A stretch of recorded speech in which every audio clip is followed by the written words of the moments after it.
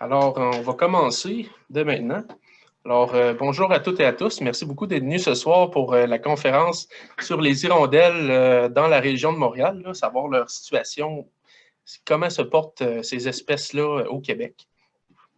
Alors, avant de commencer, je vais vous demander à tous là, d'éteindre votre micro pour être sûr qu'il n'y a pas d'interférence lorsqu'on va enchaîner les diapositives. Là, pour l'interface Zoom, là, si vous regardez en haut à droite là, de la fenêtre avec tous nos visages, là, vous pouvez voir qu'il y a Gallery Mode et Speaker Mode. Donc, Speaker Mode, là, si vous mettez là-dedans, vous allez me voir en gros plan, là, vu que c'est moi qui vais parler. Sinon, pour la galerie, là, vous allez voir toutes les autres personnes qui participent. Ça, c'est quand il n'y aura pas de partage d'écran. C'est ça. Le webinaire va durer environ 1 heure, là, incluant les périodes de questions. Il va y avoir 2 périodes de questions, là, une à peu près à mi-chemin de la présentation, puis une à la fin. Et pour les questions, donc c'est ça, si jamais vous avez une question en cours de chemin, vous pouvez l'écrire dans le chat. Et Ariane va se charger de lire ça une fois qu'on va arriver à la période de questions. Puis sinon, vous pouvez attendre là, puis parler de vive voix là, quand cette période-là va arriver. Alors, rapidement, avant de commencer, là, juste faire un portrait rapide de notre organisme. Nous, on est un comité ZIP, le comité ZIP Jacques Cartier. ZIP, ça veut dire Zone d'intervention prioritaire, pour ceux qui ne le savent pas. Donc, on est un réseau de 12 comités ZIP tout le long du fleuve Saint-Laurent.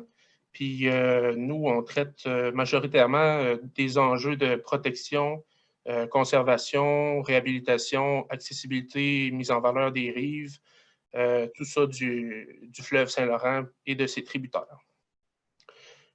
Pour davantage d'informations, l'organisme qui chapeaute tout le réseau des 12 comités ZIP, c'est Stratégie Saint-Laurent.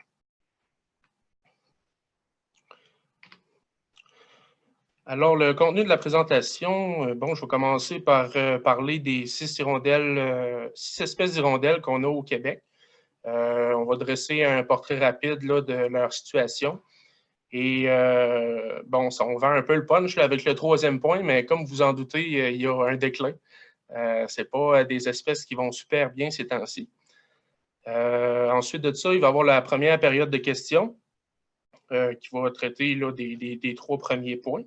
Ensuite de ça, on va passer à un autre volet qui est qu'est-ce qu'on peut faire pour aider ces espèces-là. Et par la suite, là, on va vous présenter 4 projets en tout là, que nous, on réalise de notre côté pour conserver les hirondelles. Donc, 2 projets qui sont déjà complétés, puis 2 projets qui sont en cours.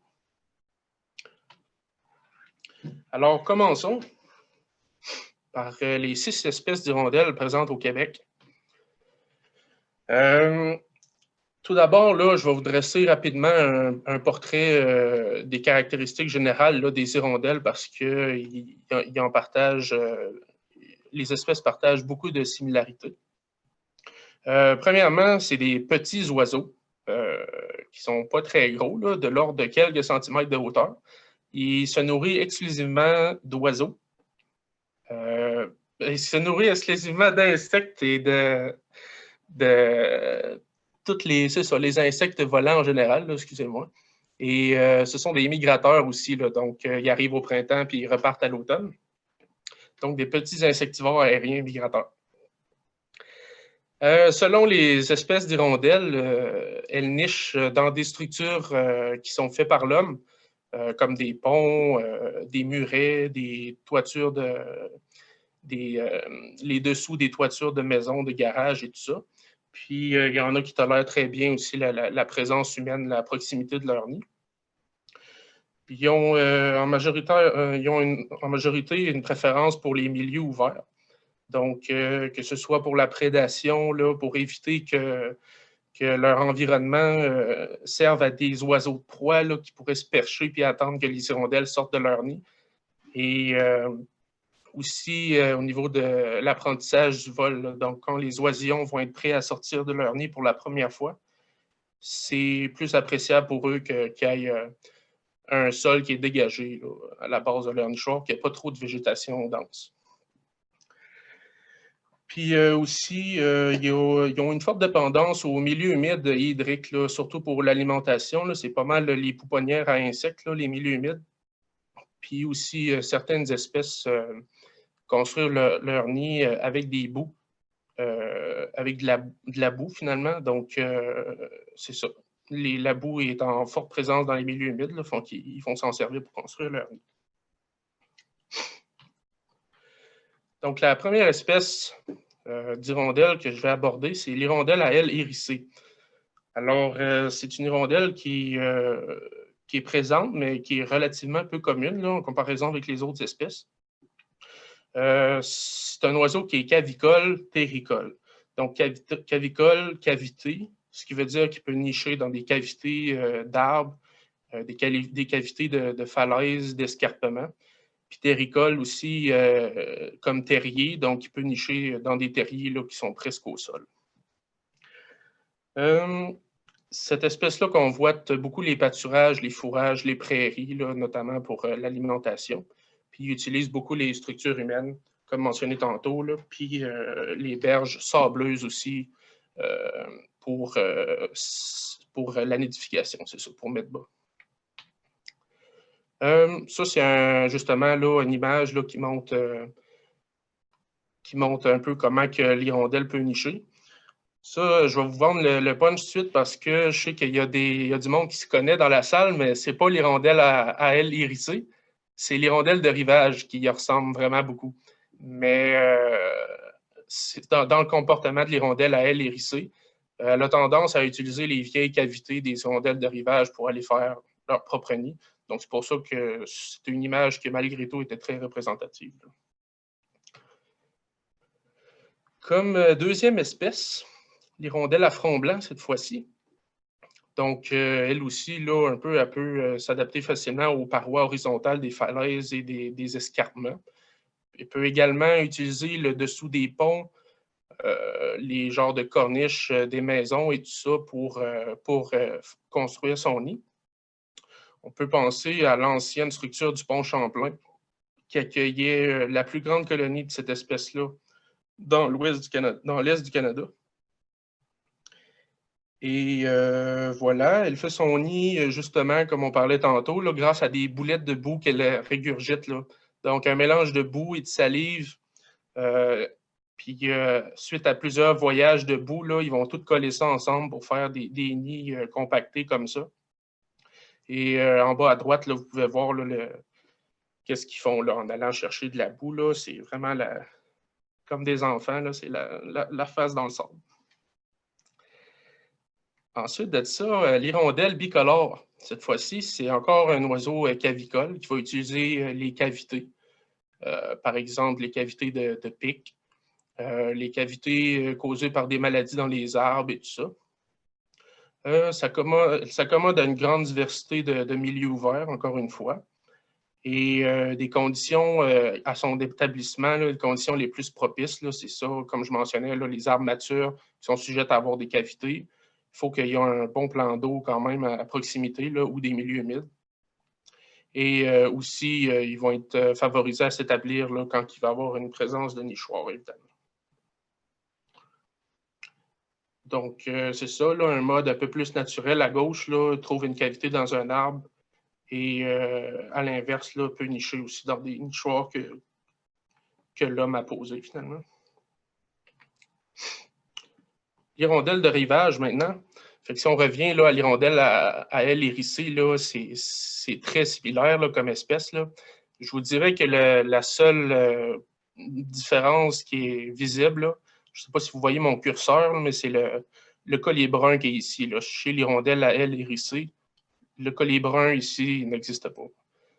Et il y a aussi là, une petite différence au niveau de la pointe des ailes. Là. Justement, l'hirondelle à ailes hérissées va avoir la pointe des ailes qui tourne vers le ciel, on va dire. Là. Fait que c'est pour ça que c'est d'où vient son nom de aile hérissée. Alors, c'est ça pour l'hirondelle de rivage. C'est ça. Elle peut nicher dans plusieurs endroits. Là. Encore une fois, c'est des escarpements, là, des milieux qui sont abrupts. Fait que ça peut être les sablières, les gravières, les amas de sable, les talus sablonneux en bordure des cours d'eau, en bordure du fleuve. On a vu que l'espèce peut également utiliser des nichoirs artificiels, mais c'est des nichoirs que pas tout le monde a l'habitude de voir dans sa cour, on va dire. Là. C'est ça, on va le voir plus loin là, dans la présentation, là, comment que ces nichoirs-là sont spécialement conçus. Elle s'alimente essentiellement d'insectes au-dessus de l'eau, fait qu'on va la voir voler au-dessus de l'eau presque en permanence. Ils sont très grégaires. Donc ils se tiennent beaucoup ensemble. Ils vont nicher ensemble, puis ils vont se tenir ensemble. Là. Ils vont faire des colonies assez denses. Puis c'est ça, comme je l'ai mentionné au début, là, une grande ressemblance avec l'hirondelle à aile hérissée. Fait que voilà, ça c'est dans une carrière. Là, on peut voir à quoi ça ressemble quand l'hirondelle vient s'installer. Donc c'est ça, creuse plein de cavités. Puis c'est là qu'ensuite l'hirondelle à aile hérissée peut arriver puis prendre un trou qui n'est pas utilisé pour s'en servir pour elle.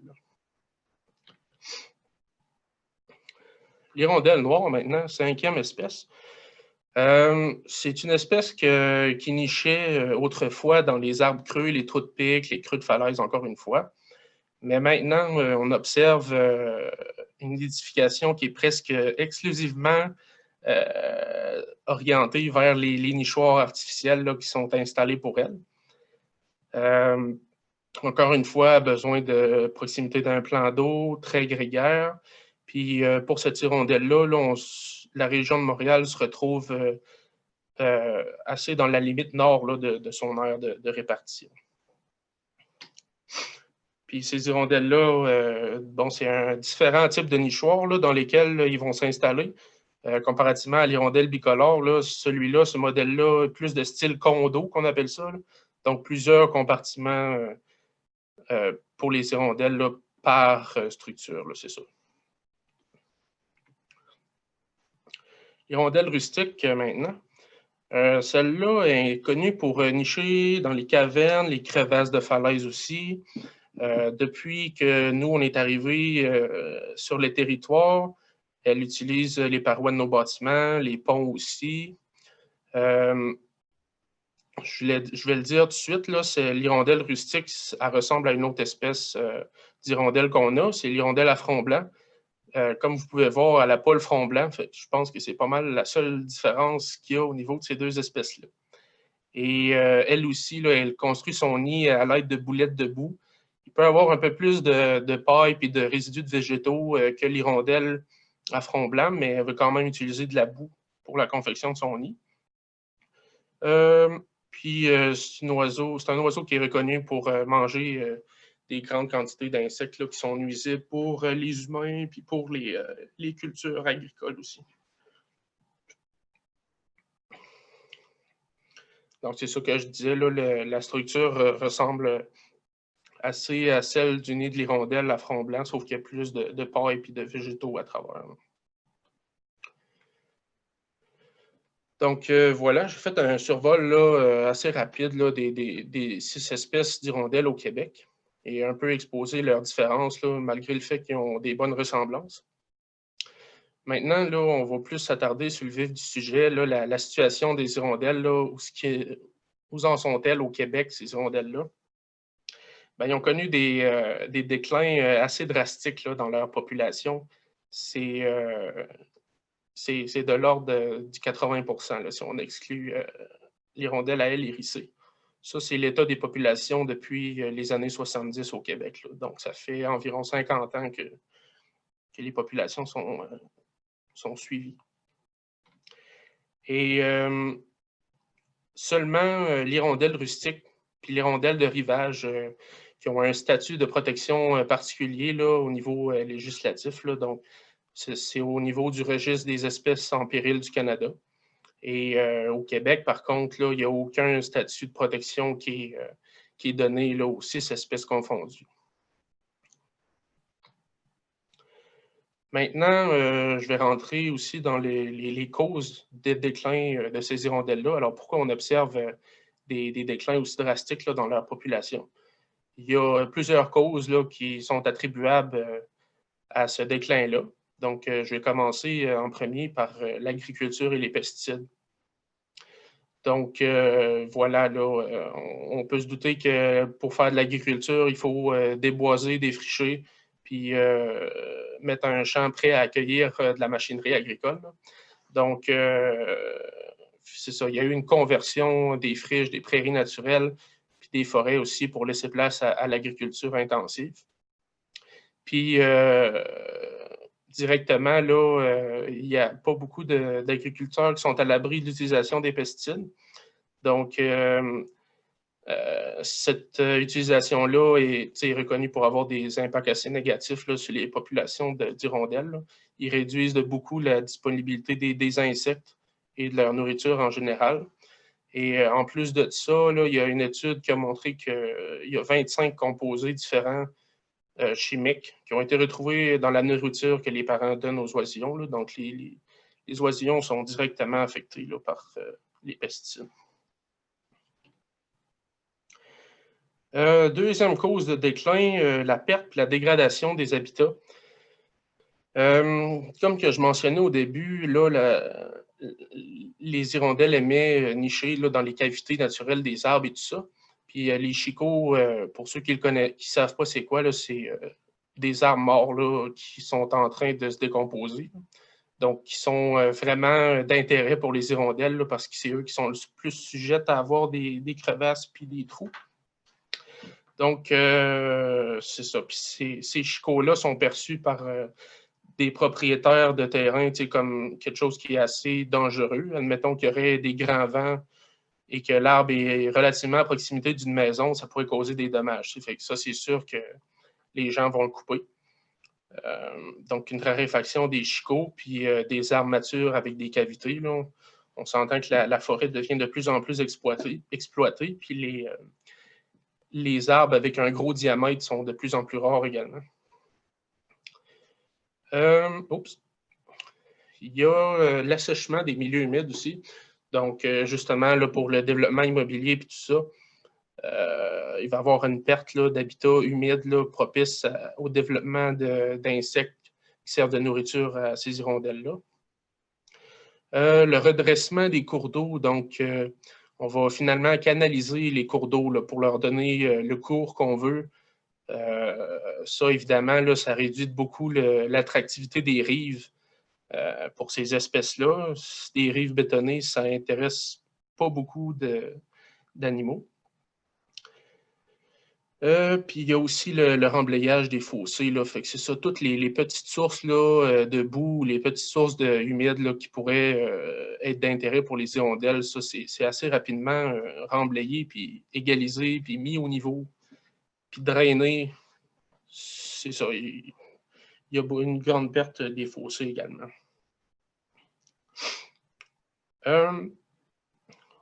Autre chose, la compétition avec d'autres espèces aussi pour la nidification. Bon, les nichoirs qu'on met pour les hirondelles et tout ça, ça attire pas juste les hirondelles, ça en attire d'autres aussi, qui sont beaucoup plus équipés pour confronter l'hirondelle là, pour savoir qui va gagner la place dans le compartiment du nichoir. Là. Puis dans presque 100% des cas, les espèces compétitrices vont gagner. Il y a plusieurs raisons là, à cause de ça. Tu sais, les hirondelles ont un petit bec fin qui n'est pas très solide. Ce n'est pas des gros oiseaux à la base. Tandis qu'admettons, pour le moineau domestique, il y a un bec beaucoup plus charnu qui est beaucoup plus apte à se défendre dans ces situations-là, on va dire. Donc, c'est pour ça que les oiseaux vont facilement gagner contre les hirondelles. Il y a même des comportements agressifs aussi. Là. Les troglodytes sont reconnus pour être assez voraces, on va dire. Ensuite, il y a la prédation par les oiseaux de proie. Bien que ce n'est pas une cause de déclin là, qui est due à l'homme, c'est un aléa naturel qui a toujours existé. Ben, c'est juste pour souligner qu'il y a quand même une perte de population là, par la prédation. Et je vais vous avertir à l'avance, les âmes sensibles s'abstenir. Je vais vous montrer c'est quoi le résultat d'un moineau domestique qui attaque une hirondelle bicolore qui est en train de couvrir ses œufs. Donc, la voilà. C'est pas très c'est pas très le fun à voir là, au premier coup. Mais c'est ça. Là, le nid est en forme de carré, là, donc c'était dans un nichoir. Il y a un moineau qui est arrivé par l'orifice. Puis il a commencé à donner des coups sur la tête de l'hirondelle. Puis l'hirondelle, elle, parce qu'elle est en train de couvrir, ça va prendre la plus grosse catastrophe pour qu'elle elle peut se déloger de là. C'est vraiment un instinct de mère qui va protéger ses œufs. Donc, elle va continuer de se laisser attaquer là, sur la tête par le moineau jusqu'à ce qu'éventuellement, elle ne peut plus supporter puis elle meurt. Donc, c'est ce qui peut. C'est voilà une des conséquences là, des espèces compétitrices sur l'espèce, sur les hirondelles plutôt. Et je peux aussi, comme anecdote supplémentaire, là, il y a eu des observations qu'une fois que le moineau domestique a tué l'hirondelle qui couvrait ses œufs, le moineau a juste commencé à refaire un nid par-dessus le cadavre de l'hirondelle. Là. Donc, le moineau n'a pas vraiment de... Comment dire? Le moineau, il s'en fout un peu. Là. Il dit, c'est mon nichoir, puis je vais construire par-dessus. Ça, c'est un graphique là, que je voulais montrer rapidement, qui explique un peu la tendance des oiseaux. Là. Ça, c'est à l'échelle du Canada, par contre, pas à l'échelle du Québec. Je veux juste vous attirer votre attention sur les deux exemples du haut et les deux exemples du bas. Donc, les exemples du haut, là, pourquoi que la sauvagine et les oiseaux de proie ont eu des augmentations de population comme ça? C'est parce que nous, on leur a consacré du temps et des efforts pour conserver leur habitat et conserver les populations. Au Québec, là, il y a eu beaucoup d'aménagements qui ont été faits pour l'hibernage du Canada. Tu as eu Canard Illimité aussi qui a fait beaucoup d'aménagements pour les canards cette fois-ci. Puis si, mettons, on prend au niveau des oiseaux de proie, là, c'est depuis les années 70, là, si on se rappelle, il y a eu l'interdiction du DDT, là, qui était la cause là, de l'amincissement des coquilles des œufs des oiseaux de proie. Et quand l'oiseau de proie arrivait pour couvrir ses œufs, juste par son simple poids, il réussissait à casser la coquille des oisillons. Là. Donc, le taux de succès des nichés n'était pas très élevé. Puis, suite à l'interdiction, justement, de ce DDT-là, on a vu les populations là, qui ont eu des augmentations bien nettes. À l'inverse, c'est ça, là, pour toutes les causes que j'ai énumérées tantôt, l'agriculture, la perte d'habitat, la compétition, on peut voir que les insectivores aériens, là, nos hirondelles, ils ont un déclin là, assez significatif. On peut voir aussi les oiseaux de prairie qui utilisent beaucoup les champs agricoles, puis justement les prairies qui peuvent être sujettes à avoir une présence de pesticides, ben, ces espèces-là aussi sont impactées.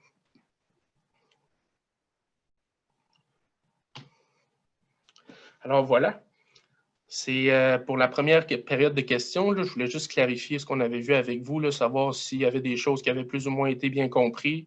Sinon, si vous avez des commentaires à rajouter, vous êtes libre de parler là, pendant les prochaines 5 minutes. Là.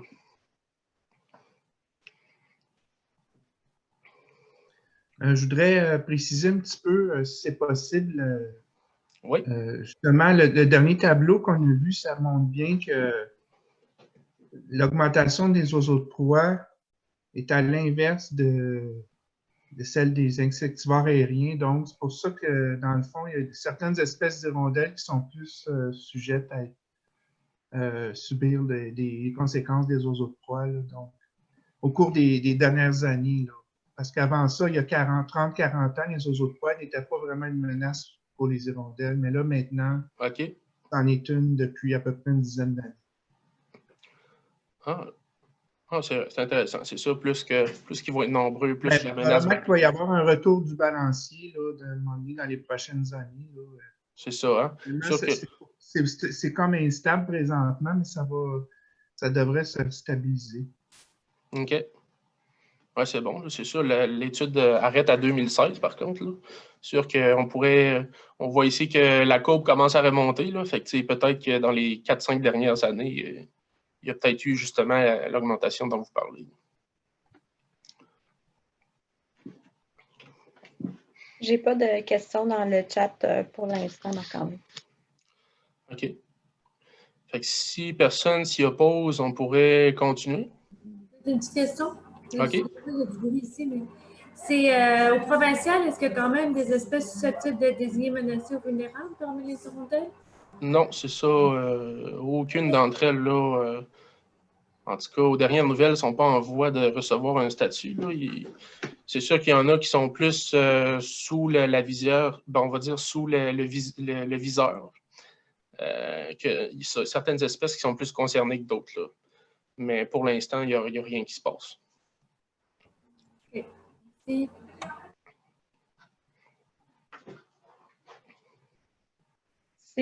Si vous avez des questions, présentement, quand on est en mode de partage d'écran comme ça, on ne peut pas voir l'ensemble des gens qui sont présents.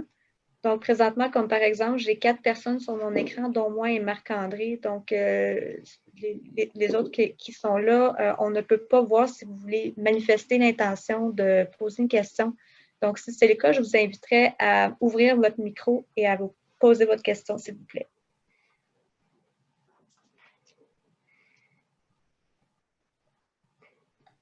J'en aurais une autre, Catherine Lescope-Saint-Clair, c'était juste que, oui, les faits, c'est ça qui cause le déclin.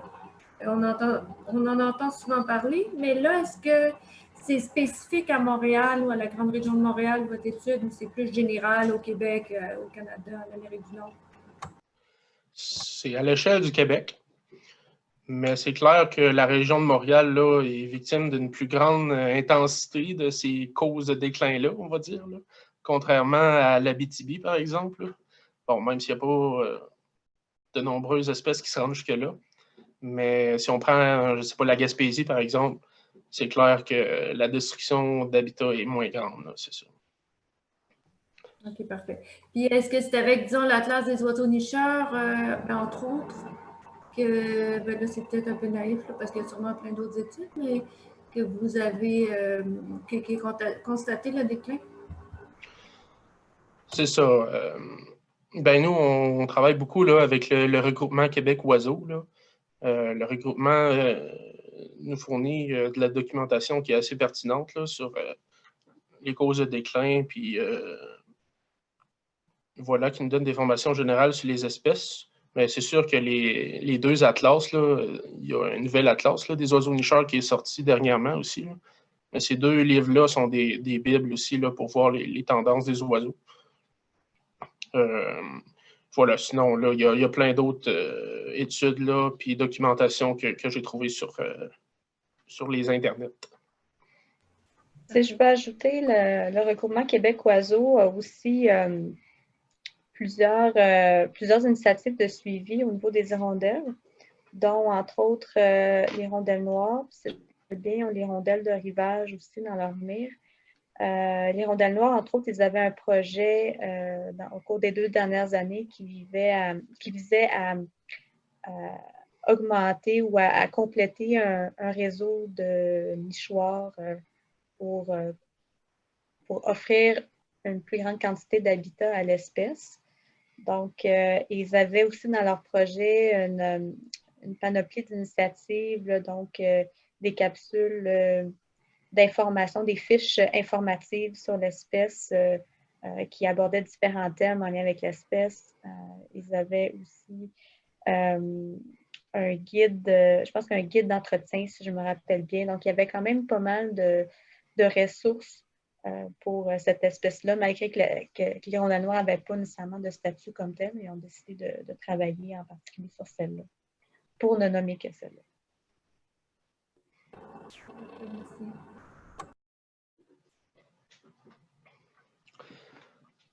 Alors, s'il n'y a pas d'autres questions, on va passer à la prochaine partie.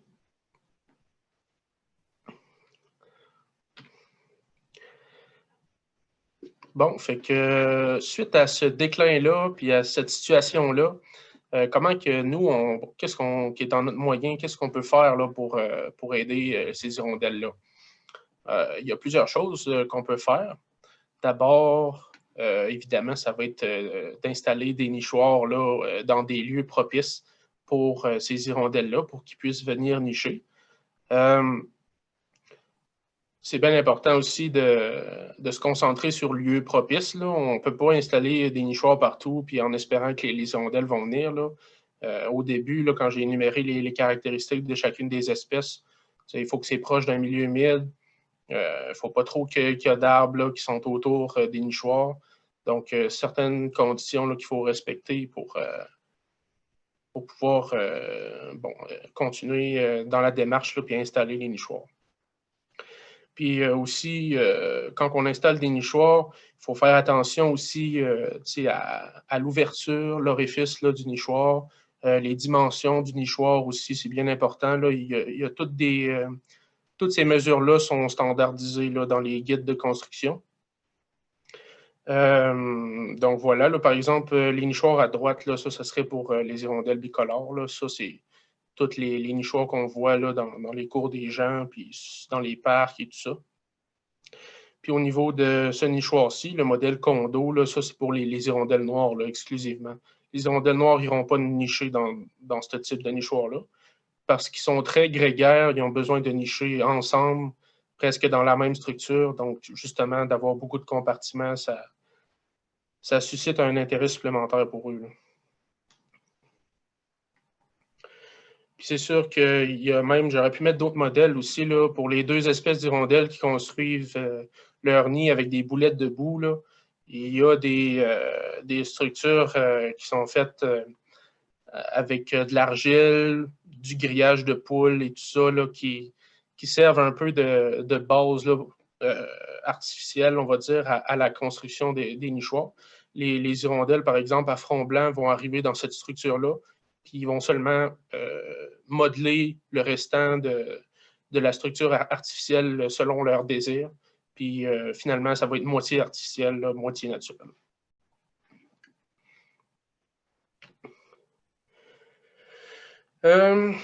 D'autres choses pour aider les hirondelles, là, bon, fait qu'évidemment, là, ça serait de réduire au maximum l'utilisation des pesticides, insecticides, produits chimiques qu'on aurait tendance à mettre sur notre terrain pour éliminer les mauvaises herbes ou simplement la vermine, là, admettons. Donc, c'est vraiment limiter là, au maximum l'utilisation de ça. Puis aussi, conserver les milieux naturels qui sont d'intérêt pour l'espèce. Là. Donc, admettons que vous êtes un propriétaire riverain au fleuve Saint-Laurent, on vous suggérerait d'encadrer, on va dire, l'aménagement de votre berge ou de votre rive là, pour faire en sorte qu'elle peut satisfaire à vos besoins, mais également aux besoins de la faune puis de la flore des lieux. Ça a un impact direct sur les populations d'hirondelles. On pense à l'hirondelle de rivage là, qui va faire son nid directement dans la falaise. Si on arrive du jour au lendemain puis on met un muret de soutènement en béton, bon, les hirondelles n'ont pas de bec assez fort pour creuser dans le béton. Une autre chose, j'ai-tu skippé de quoi? Oh non, c'est bon. Une autre chose aussi, ça s'appelle eBird. C'est un site où on peut rapporter nos observations d'oiseaux quand on est allé faire une sortie, une randonnée en montagne quelconque. Lorsqu'on voit des oiseaux, on peut les noter et suite à notre sortie, on les compile là, sur ce site Internet-là. Puis ce site-là, c'est vraiment une base de données là, qui est publique, là, qui est accessible à tout le monde. Et il y a même des scientifiques là, qui s'en servent aussi pour faire leurs études de population et tout ça. Là. Donc, je vais vous expliquer rapidement, pour ceux qui sont plus ou moins à l'aise avec l'interface du site, là, je vais vous expliquer les grosses fonctions d'eBird. Donc, quand on arrive, là, ça c'est l'interface d'eBird. On a 3 onglets là, qui sont écrits en gras en haut à gauche, Soumettre, Explorer, Mon eBird, puis Science. Fait que ça va être ces 4-là que je vais m'attarder pour les 4 prochaines diapos. Donc, soumettre. Fait que voilà. Ça, c'est où ce qu'on a fait nos observations, puis qu'on veut les inclure dans la base de données. On va commencer à l'étape 1 par dire où on était là, pour avoir fait nos observations. Évidemment, là, j'ai mis un exemple, là, la réserve naturelle Gautre, c'est au Mont-Saint-Hilaire, la réserve naturelle de l'Université McGill. Je vais rentrer la date de l'observation, le type d'observation. On était-tu en voiture, on était-tu sur un belvédère? Ça, c'est nécessaire de le préciser. Ensuite de ça, là, vous allez voir une liste défilante là, de toutes les espèces qui sont susceptibles d'être vues dans votre région. Puis là, voilà, vous avez des encadrés là, qui sont en ligne de chacune des espèces. Puis vous mettez le nombre d'oiseaux de cette espèce-là que vous avez vu. Et ensuite, vous cliquez en bas à droite là, sur « Soumettre ». Puis c'est aussi simple que ça, là. Évidemment, c'est suggéré de se créer un compte parce qu'à mesure qu'on fait le dépôt des données, bien, on a un genre de profil. On peut voir quel type d'oiseau, quelle espèce d'oiseau qu'on a vu, en quel nombre. Puis aussi, bon, ben, pour les ornithologues, c'est un peu un challenge, là. Cette année, je n'ai pas vu telle espèce, donc je vais aller m'investir en plein air pour essayer de la trouver. Fait que ça, c'est mon eBird, là. Fait que justement, comme je le disais, j'ai pris un exemple de mon profil, là. J'ai vu 102 espèces jusqu'à date dans tous les recensements que j'ai faits. Là. Puis ça totalise 18 listes d'observation. Fait que j'ai rentré des données 18 fois. Fait que c'est ça le petit profil que je parlais. Explorer maintenant. Le site eBird, moi, je trouve que c'est un outil fantastique là, pour les oiseaux. À gauche, là, on peut explorer les espèces. Là. Donc, vous tapez n'importe quelle espèce, puis ils vont vous énumérer une grande liste là, de plein d'informations, des photos, des champs. C'est vraiment un outil qui est complet là, si on veut partir sur des bonnes bases. On peut même explorer les régions. Là. Donc, si je m'en vais dans une région qui est extérieure à la mienne, j'aimerais savoir, admettons, justement, c'est où les meilleurs sites, c'est où que tels oiseaux sont observés en plus grosse densité, etc. Oups. Puis aussi, c'est ça, là, il y a ces quatre fichiers-là que j'ai pas mal résumés, là, les cartes de distribution, savoir où l'espèce se tient, à quel moment de l'année. Vous avez des photos, des fichiers audio là, sur les champs. Vous pouvez même aller explorer les sites publics, donc des sites qui ont été rentrés par d'autres usagers. Ces sites-là, bon, chacun a compilé ses informations puis les espèces qu'ils ont vues. Donc, c'est facile à un moment donné de savoir une fin de semaine si j'aimerais aller dans un parc. Je le sais qu'il y a telle espèce qui a été vue dans la semaine d'avant. Fait que j'ai des bonnes chances de voir cette espèce-là si, admettons, mon but, c'est d'aller en voir une bien particulière. C'est ça. Ensuite, là, il y a l'histogramme. L'histogramme, c'est un peu un genre de graphique là, qui montre à quel moment de l'année que les espèces se retrouvent en plus grand nombre là, dans la région. Fait que c'est un bon indice là, pour savoir quand installer nos nichoirs ou savoir quand que les hirondelles arrivent au printemps en moyenne. Mais toutes ces informations-là sont là-dessus. Science maintenant. Je vais essayer, je vais voir si ça fonctionne.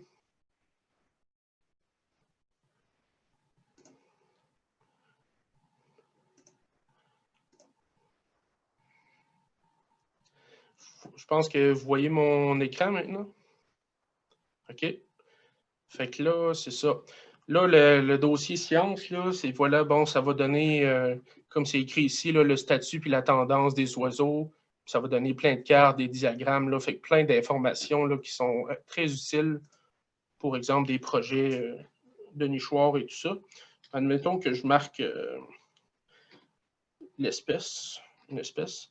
Le seul côté négatif de eBird, c'est que on doit rentrer le nom latin des espèces pour que l'espèce soit reconnue. Donc, hirondelle de rivage, ça n'aurait pas marché. Là. Il fallait que je marque riparia, riparia, ça c'est son nom latin. Là. Donc, ça, voilà, pour cette hirondelle-là, on peut voir là, tous les produits disponibles, là, fait des cartes d'abondance, les tendances, là, où ce qui se tiennent, les tendances des populations ici, c'est ça. Puis l'aire de distribution, c'est où ce que les individus se tiennent selon les différentes périodes de l'année. Je voulais juste montrer une animation là, que on peut. C'est vraiment le fun de visualiser ça. Là, ça va-tu marcher? Là, ici, il y a la date. Là. Fait que pour l'hirondelle de rivage, on peut voir qu'elle est dans le coin de l'Argentine pour l'hiver, puis elle se prépare là, à revenir vers notre région pour l'été. Fait qu'on voit que cette masse-là, ça se déplace, là, ça monte, ça vient partout dans le nord, dans le sud du Canada puis le nord des États-Unis. Puis ensuite, à l'automne, ça revient en Argentine, puis ça recommence. Donc, tu sais, c'est des informations visuelles là, que moi, je trouve très intéressantes. Puis que c'est un site qu'on mériterait de donner plus d'attention, à mon avis.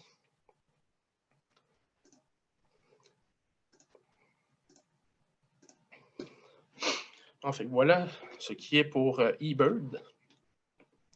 Ça, c'était un autre moyen là, de préserver, d'aider les hirondelles, parce que justement, on offre des données supplémentaires aux scientifiques, aux gens qui s'intéressent à leur conservation.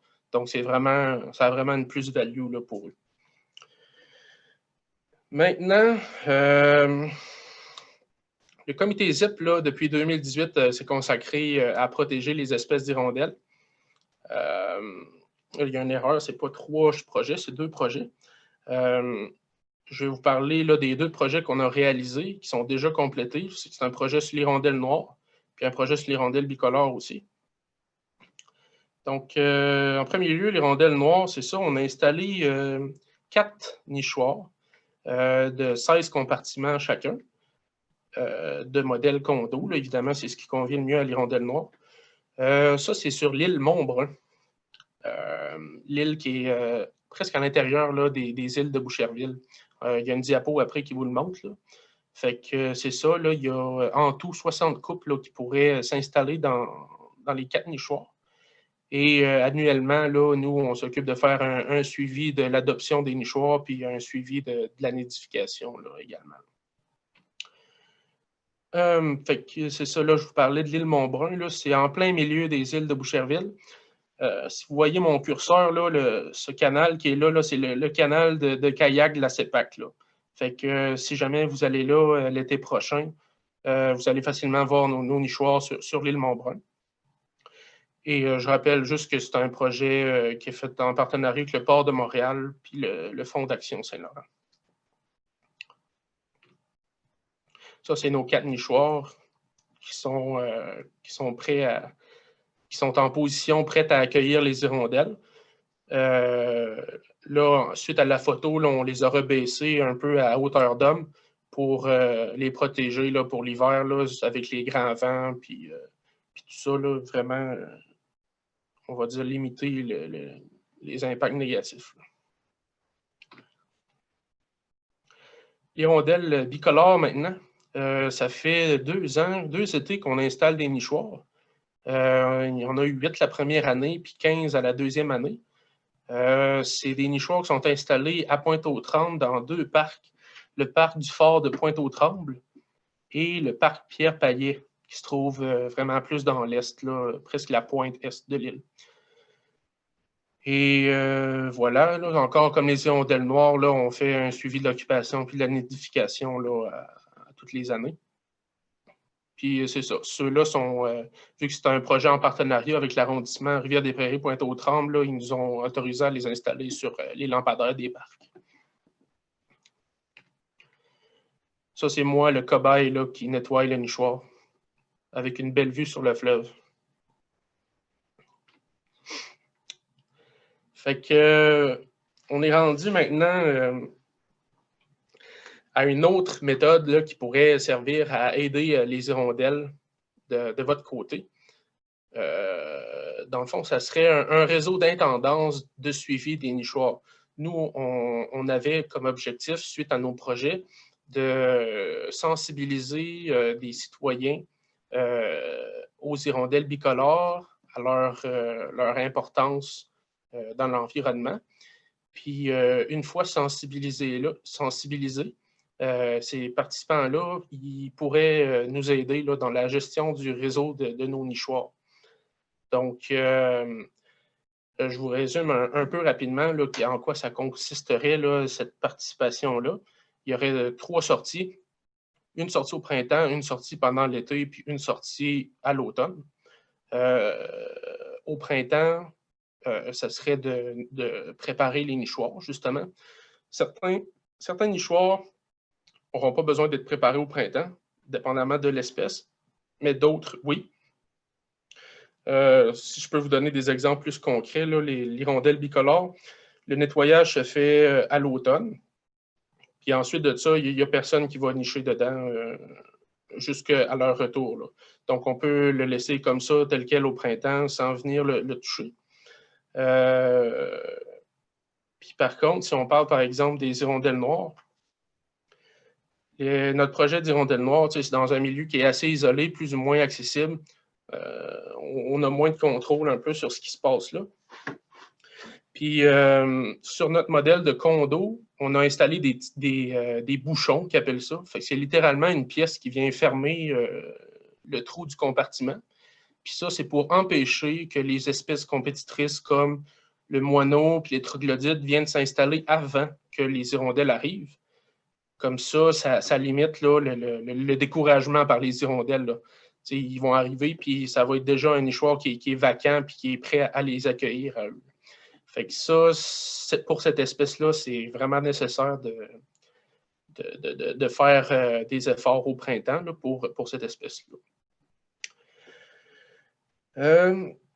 Pour le suivi de la nidification, nous, on le fait pendant puis après l'été.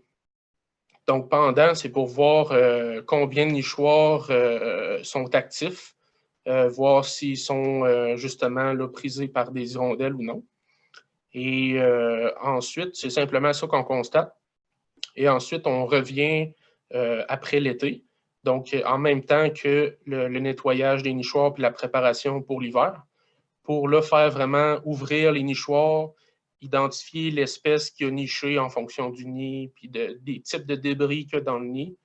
Puis, suite à l'identification, là, on peut se baser, admettons, sur la quantité des fesses pour estimer si la portée, si la progéniture a été mise à terme, ou justement pour essayer d'estimer le nombre de cette progéniture-là, combien d'oisillons ont réussi à sortir du nid. Donc, voilà. Nous, on voulait là, faire participer la collectivité à notre projet de conservation de l'hirondelle. Puis, on souhaite, comment dire, essayer de recruter là, des gens qui pourraient venir nous aider là, périodiquement, là, soit 2 ou 3 fois par année, là. Donc, voilà, c'est une autre manière là, qui est pour aider les hirondelles. Nous, on vous met ça de l'avant. Puis, voilà. Je ne sais pas si Ariane, tu voulais ajouter quelque chose là-dessus. Oui, ça fait à peu près 2 ans de notre côté qu'on est impliqué dans la préservation de différentes espèces d'hirondelles. Et au fur et à mesure qu'on augmente la quantité d'habitats et de nichoirs, c'est sûr que ça devient de plus en plus important de les maintenir en état et d'assurer que ces habitats-là soient prêts à accueillir l'espèce. Donc, juste pour les rondelles bicolores, par exemple, avec notre partenaire qui est les badauds de Merciès, ils ont un réseau d'une centaine de nichoirs à hirondelles bicolores dans les parcs riverains de l'Est de Montréal. Et c'est quand même assez imposant comme travail de s'occuper de l'entretien, faire le nettoyage à l'automne, recenser les portées, etc. Donc, c'est un travail qui devient de plus en plus important au fur et à mesure que ces réseaux d'habitat-là grandissent. Nous, en venant ajouter des nichoirs, on vient ajouter au réseau qui existe déjà et donc aux besoins d'entretenir ces réseaux-là.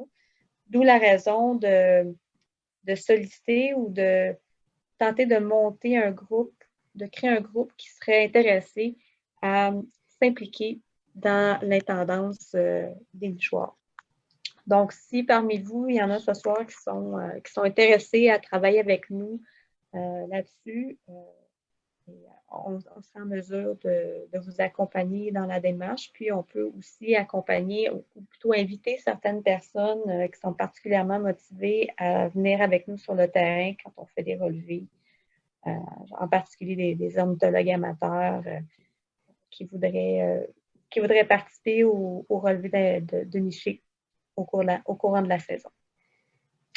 Donc, si jamais vous avez un intérêt pour ça, n'hésitez pas à vous manifester auprès de nous. Ça va nous faire plaisir de prendre votre nom et vous tenir au courant des différentes activités au cours de l'année.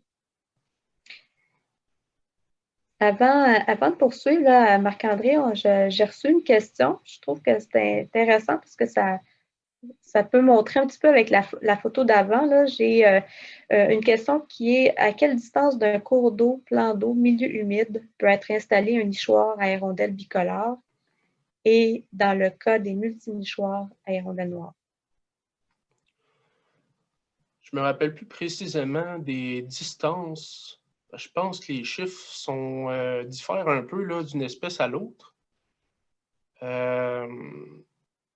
J'ai juste des chiffres de domaine vital dans ma tête. Je n'ai pas des chiffres de proximité avec le cours d'eau. Si on prend par exemple l'exemple de l'hirondelle de rivage ou l'hirondelle à front blanc, si je ne m'abuse, leur source de boue pour construire leur nid, la distance optimale ou la distance maximale plutôt qu'une source de boue pourrait être de leur nid, c'est environ 300 mètres. Mais par exemple, là, si on parle des hirondelles bicolores, ceux-là sont plus, comment dire, sont plus plastiques là, en termes d'habitat. Fait que la distance par rapport à un cours d'eau ou un milieu humide peut être un peu plus élevée, mais là, c'est de la spéculation, là, je m'avance. Mais toutes ces données-là là, sont disponibles là, sur l'Internet, là, si vous voulez des distances bien précises là, de comment utiliser, à quelle distance maximale là, poser un nichoir. Mais c'est ça. Dans le cas des hirondelles bicolores qu'on a installées au parc du Fort de la Pointe-aux-Trembles et au parc Pierre-Payet, on a utilisé les lampadaires, donc des structures qui étaient déjà présentes sur le territoire des parcs. Et comme on voit sur la photo ici, le lampadaire est quand même assez relativement proche de l'eau. Donc, on a déjà une vue sur l'eau. On peut marcher. En fait, il y a une distance de quelques mètres. Là, je dirais quoi, peut-être une dizaine de mètres, quelque chose comme ça, jusqu'au bord de l'eau. Donc, les lampadaires sont à peu près tous à cette même distance-là. Il y en a qui sont un petit peu plus reculés au niveau de la rue. Puis ça, c'est parce que justement, en termes d'installation, pour faciliter l'installation, puis pour ne pas alourdir aussi au niveau des autorisations qui auraient été requises autrement, là, on a décidé d'utiliser ces structures-là. C'est le cas aussi de la plupart du réseau de nichoirs à hirondelles bicolores dans les parcs riverains de l'Est de Montréal actuellement. Pour les nichoirs à hirondelles noires, mais je pense que Maxime, tu peux nous en glisser un mot certainement, mais de notre côté, on a choisi d'installer les nichoirs quand même assez proches, là, donc on est à peut-être 2 ou 3 mètres. Excuse-moi, Ariane, là, ça se peut-tu que vu que la réunion est setée jusqu'à 8 heures, que ça va nous couper d'en face à 8 heures? Non, je pense pas. Ah, OK, c'est bon, c'est bon. Fait que tu voulais-tu rajouter quelque chose, Maxime? Ben, moi, je pourrais dire que moi, pour les hirondelles noires, ce qui est vraiment important, c'est qu'ils qu'il y ait un dégagement de tout obstacle, là, les arbres et aux structures, c'est au minimum 15 mètres. D'un plan d'eau. Puis, je dis par rapport au... Mais plus c'est proche d'un plan d'eau, mieux c'est pour l'hirondelle noire. Donc, ça, c'est... plus c'est proche, plus c'est dégagé, plus il y a une ouverture vers l'eau, c'est favorable pour l'implantation d'un nichoir. C'est sûr que dans certains parcs, là, il y a des grands arbres sur le littoral, comme on voit. Il faut s'éloigner des arbres le plus possible et se rapprocher de l'eau, mais là, dans cette situation-là, ici, là, c'est mieux de s'éloigner de l'eau parce que les grands arbres sont proches sont trop près. Là. Donc, si, mettons, on voulait installer un nichoir d'hirondelle noire à la place du lampadaire, je ne sais pas si ça fonctionnerait beaucoup parce que les peupliers sont vraiment hauts. Ça, il faut qu'il y ait au moins un dégagement de 15 à 20 mètres. Là. Donc, c'était ça que je voulais rajouter. Parfait, merci Maxime. C'est ça, c'est sûr que sur l'image, là, c'est un nichoir à hirondelle bicolore. Là. Ça les impacte un peu moins que l'hirondelle noire, là, ça c'est clair. Puis c'est ça, nous, on dépendait de la position des nichoirs là, pour pouvoir installer, de la position des lampadaires pour pouvoir utiliser nos nichoirs. Fait que il y aurait des emplacements plus optimaux que d'autres, mais on devait choisir là, parmi la mesure du possible là, ceux qui étaient justement les plus optimaux. Pour l'hirondelle bicolore, ça convient, pas de problème. C'est ça, c'est ça.